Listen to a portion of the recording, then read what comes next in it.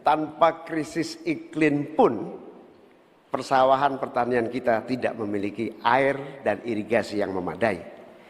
Bahkan dia lebih fatal lagi dalam mengadakan pengadaan pangan nasional, petani tidak dilibatkan dan bahkan hanya melibatkan korporasi.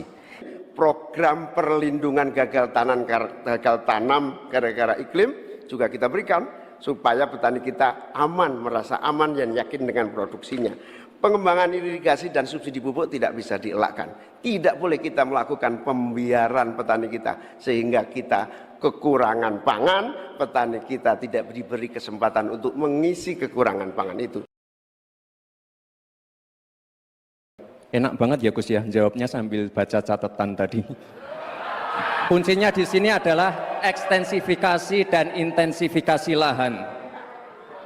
Kemarin tahun lalu kita sudah bangun pabrik pupuk di Fak-Fak. Kuncinya untuk meningkatkan produktivitas ya kita harus genjot kawasan industri pupuk, dan pupuk harus didekatkan dengan lahan-lahan pertanian. Otomatis produktivitas akan meningkat. Dan jangan lupa mekanisasi. Kita ingin meningkatkan produktivitas para petani, pakai RMU, pakai combine harvester, dan juga kita melibatkan generasi muda melalui smart farming. Masalahnya itu salah satu yang sering kita dengar, lahan berkurang, petani berkurang. Orang desa tidak mau lagi menjadi petani karena justru rugi. Terkadang kalau mau ingin mendapat pupuk bersubsidi dipersulit bukan main dan harus beri ke tengkulak. Sebenarnya bagaimana penegakan aturan-aturan itu? Yang saya tanyakan, kebijakan hukum apa yang akan dilakukan untuk mengatasi masalah ini? Petani kita ini potensinya besar sekali. Jumlah petani kita masih sangat besar. Potensi tanah kita subur masih banyak lagi. Di sisi yang lain, kita juga memiliki apa yang disebut kebutuhan pangan kita, juga pasar yang luar biasa. Antara suplai kita punya potensi, antara permintaan kita juga punya sangat kuat. Oleh karena itu, pemerintah tidak boleh diam, turun tangan, jangan terlalu normatif mengatasi keadaan. Untuk Pak Mahfud, seluruh perangkat undang-undang yang menyangkut perlindungan petani dan produksi kita sebetulnya lengkap. Tinggal implementasi saja.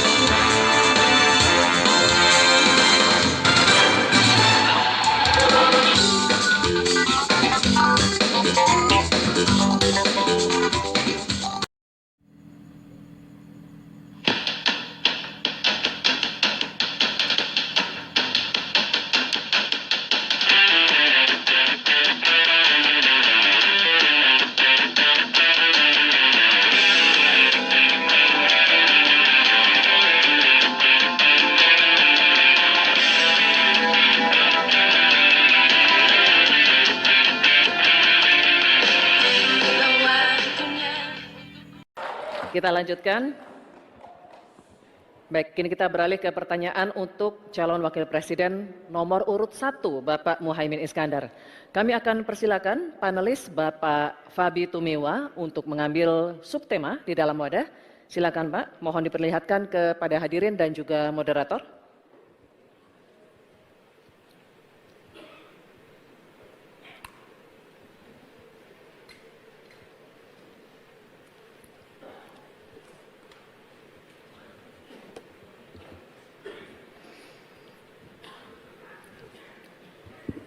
Pangan. Baik, terima kasih Bapak.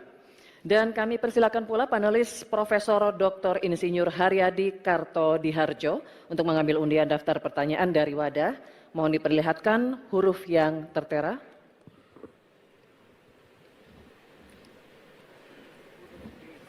Huruf B. Terima kasih. Pangan huruf B. Baik, Bapak-bapak masih tersegel. Kita akan buka Dan kembali kami ingatkan bahwa kami akan membacakan pertanyaan satu kali, mohon didengar dengan seksama. Ini untuk calon wakil presiden nomor urut 1 Bapak Muhaimin Iskandar. Perubahan iklim ekstrim mengancam produksi pangan dan menurunkan kualitas gizi pangan. Hal ini sangat berpengaruh terhadap kualitas sumber daya manusia serta kecerdasan, imunitas, dan produktivitas. Pertanyaannya, bagaimana strategi paslon untuk menghadapi dampak perubahan iklim terhadap produksi dan kualitas gizi pangan? Waktu menjawab 2 menit, Pak Muhaimin, dimulai saat berbicara. Silakan. Saudara-saudara sekalian, tanpa krisis iklim pun persawahan pertanian kita tidak memiliki air dan irigasi yang memadai. Bahkan dia lebih fatal lagi dalam mengadakan pengadaan pangan nasional. Petani tidak dilibatkan dan bahkan hanya melibatkan korporasi. Ini yang harus kita rubah. Kita ingin melihat bahwa potensi petani dan seluruh produk-produknya masih sangat luar biasa. Mulai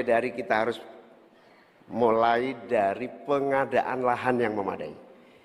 Dalam arti lahan-lahan yang ada melalui reformasi agraria. Reforma agraria menjadi prinsipnya. Yang kedua, petani kita harus kita beri pupuk yang cukup dengan harga yang terjangkau. Bahkan banyak petani punya duit sebetulnya tapi pupuknya tidak ada. Bagaimana mungkin?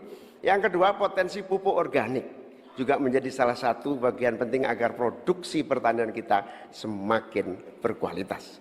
Di sisi yang lain kita ingin program perlindungan gagal tanam gara-gara iklim juga kita berikan supaya petani kita aman, merasa aman dan yakin dengan produksinya.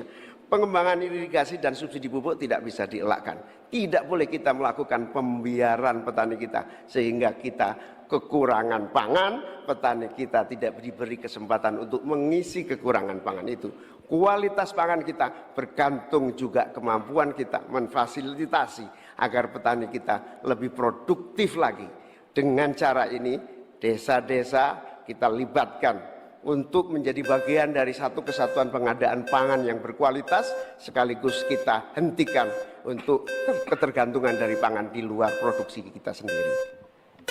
Baik, terima kasih. Selanjutnya, kami persilakan calon wakil presiden nomor urut 2, Bapak Gibran Rakabuming Raka untuk menanggapi. Waktu Bapak 1 menit dimulai ketika Anda berbicara, silakan. Baik, terima kasih. Enak banget ya Gus ya, jawabnya sambil baca catatan tadi. Kuncinya di sini adalah ekstensifikasi dan intensifikasi lahan. Kemarin, tahun lalu kita sudah bangun pabrik pupuk di Fak-Fak. Kuncinya untuk meningkatkan produktivitas, ya kita harus genjot kawasan industri pupuk. Kita dekatkan pupuknya dengan lahan-lahan pertaniannya. Kuncinya pupuk, dan pupuk harus didekatkan dengan lahan-lahan pertanian. Otomatis produktivitas akan meningkat. Dan jangan lupa mekanisasi. Kita ingin meningkatkan produktivitas para petani. Pakai RMU, pakai combine harvester, dan juga kita melibatkan generasi muda melalui smart farming. Pakai IoT untuk melihat pH tanah, keasaman tanah, kesuburan tanah, dan juga penggunaan drone untuk penyemprotan pestisida. Terima kasih. Baik, terima kasih. Terima kasih. Baik, kita lanjutkan Bapak-Bapak. Oke. Selanjutnya, Kita lanjutkan ya Bapak Ibu. cukup ya. Kita lanjutkan dulu. Selanjutnya giliran calon wakil presiden nomor urut 3, Bapak Mahfud MD, untuk menanggapi juga. Waktunya 1 menit Bapak, dimulai ketika Anda berbicara. Silakan. Ya, kan masalahnya itu salah satu yang sering kita dengar, lahan berkurang, petani berkurang. Orang desa tidak mau lagi menjadi petani karena justru rugi. Terkadang kalau mau ingin mendapat pupuk bersubsidi dipersulit bukan main dan harus beli ke tengkulak. Nah di sini problemnya sebenarnya bagaimana penegakan aturan-aturan itu.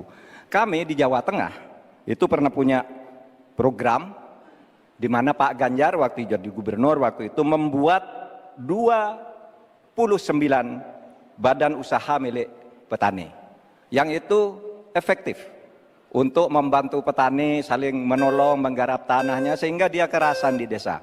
Yang saya tanyakan, kebijakan hukum apa yang akan dilakukan untuk mengatasi masalah ini? Terima kasih. Baik, terima kasih Pak Mahfud MD. Kita teruskan lagi ya. Kita lanjutkan dulu ya. Kita teruskan Kita lagi lanjutkan debatnya. Cukup. Selanjutnya kita kembali ke calon wakil presiden nomor urut 1 Bapak Muhaimin Iskandar. Kami persilakan untuk merespons tanggapan dari calon wakil presiden nomor urut 2 dan 3 yang telah dikemukakan. Waktu Bapak 1 menit dimulai ketika Anda berbicara. Silakan. Terima kasih Pak Gibran. Yang Anda sampaikan hanya mengulang apa yang saya sampaikan. Saya ingin memperdalam lagi bahwa petani kita ini potensinya besar sekali. Jumlah petani kita masih sangat besar. Potensi tanah kita subur masih banyak lagi. Di sisi yang lain, kita juga memiliki apa yang disebut kebutuhan pangan kita, juga pasar yang luar biasa.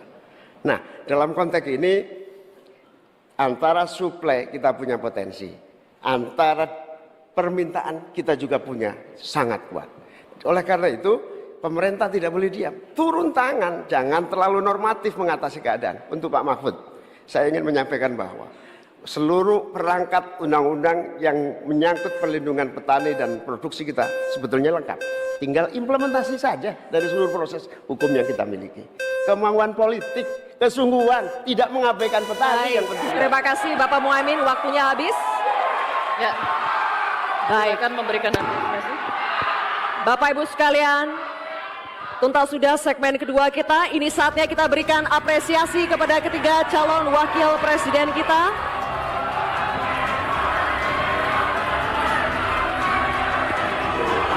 Kita akan jeda sejenak dan kembali lagi dengan segmen pendalaman visi, misi, dan program kerja dengan subtema lainnya.